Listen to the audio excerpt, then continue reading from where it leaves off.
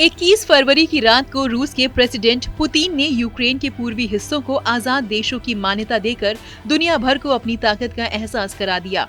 अब यूक्रेन को लेकर पूरे यूरोप में युद्ध की आशंका बढ़ गई है। ऐसे में सवाल है कि आखिरकार पुतिन क्यों दुनिया को तीसरे विश्व युद्ध की ओर धकेलना चाहते हैं, और क्या वाकई पुतिन अपने देश रूस में इतने पावरफुल हैं कि अगर वो रूस को इस विनाशकारी युद्ध में झोंकेंगे तो क्या वहाँ की जनता इस युद्ध से होने वाले नुकसान को झेलने के लिए तैयार है? क्या पुतिन मौजूदा वक्त के नायक हैं या खलनायक? पुतिन के रुतबे और उनकी ताकत को समझने के लिए हमें 30 साल पहले लौटना होगा। तब की महाशक्ति सोवियत संघ के विघटन के बाद रूस की कमान संभालने वाले प्रेसिडेंट बोरिस येल्त्सिन को केजीबी के खुफिया जासूस रहे पुतिन में इतनी काबिलियत नजर आई कि उन्होंने पुतिन को अपना वारिस बना दिया। और साल 2000 प्रेसिडेंट बनते ही पुतिन का रूसी जनता को एक ही संदेश था, मजबूत रूस। बेहद गिरी हुई इकोनॉमी को जूझ रही रूस की आवाम को पुतिन में एक हीरो नजर आया। पुतिन ने इसी टारगेट के साथ अपना काम शुरू किया और रूस के इलाकों में तेल और गैस के उत्पादन उनके सपने को और पंख लगा दिए। लेकिन यहीं से शुरू हुआ पुतिन की तानाशाही का खेल।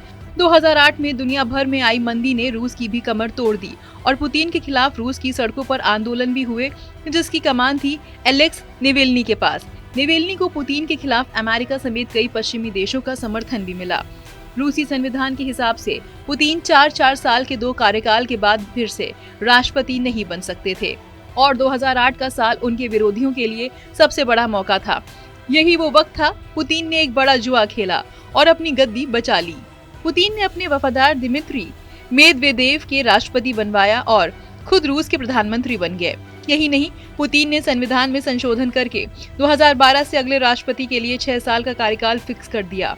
2012 में पुतिन ने फिर से राष्ट्रपति का चुनाव जीत लिया और तमाम विरोधों को दरकिनार करते हुए फिर से रूस की कमान अपने हाथों में ले ली। हालांकि साल भर बाद यानी 2013 में मॉस्को के मेयर पद के लिए हुए चुनाव में नेवेल्नी को 27% वोट मिले, जो पुतिन के लिए एक बड़ा झटका था। लेकिन 2014 में पुतिन को फिर से अपने देश में हीरो बनने का मौका मिल गया। यूक्रेन की नाटो के साथ बढ़ती नजदीकियों पर कड़ा कदम उठाते हुए पुतिन ने फौज भेजकर क्रीमिया पर कब्जा कर लिया।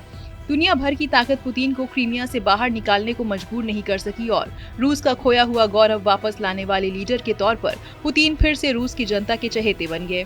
यही नहीं, पुतिन ने सीरिया के तानाशाह बशर अल असद की गद्दी को बचाने के लिए भी सेना भेजकर पूरी दुनिया को अपनी मजबूती का एहसास करा दिया। 1991 में सोवियत संघ के विघटन के बाद ये पहला मौका था जब रूस की सेना किसी दूसरे देश की धरती पर जंग लड़ रही थी।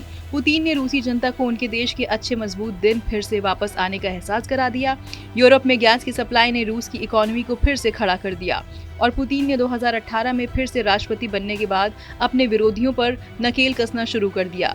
नेवेल्नी पर 2020 पर जहगर बुझे हरे रंग से जानलेवा हमला हुआ, जिसके लिए पुतिन को जिम्मेदार बताया जाने लगा। मॉस्को पहुंचने पर नेवेल्नी को गिरफ्तार करके जेल में डाल दिया गया और पुतिन ने रूस में एक रेफरेंडम करवा के अपनी गद्दी 2036 के लिए सुरक्षित कर ली। यानी अब रूस में बिना चुनाव कराए पुतिन 2036 तक राष्ट्रपति रहेंगे। रूस में अपनी पोजीशन मजबूत करने के बाद पुतिन ने एक बार फिर यूक्रेन का रुख किया। यूक्रेन के पूर्वी हिस्सों को आजाद घोषित करके पुतिन अपनी देश की जनता को एक बार फिर से मजबूत रूस बनाने के अपने उस वादे को याद दिला दिया जो उन्होंने पहली बार राष्ट्रपति बनने के बाद साल 2000 में किया था। हो सकता है अमेरिका समेत दुनिया के कई देशों के लिए खलनायक हो, लेकिन अपने देश में उन्हें नायक जैसा रुतबा हासिल है, जो अखंड रूस के सपने को साकार करने की कोशिश में जुटा है। इस वीडियो पर क्या है आपकी राय? कमेंट सेक्शन में जरूर बताएं। देश विदेश की तमाम बड़ी खबरों से जुड़े रहने के लिए आप सब्सक्राइब करें हमारा YouTube चैनल TV9 डिजिटल।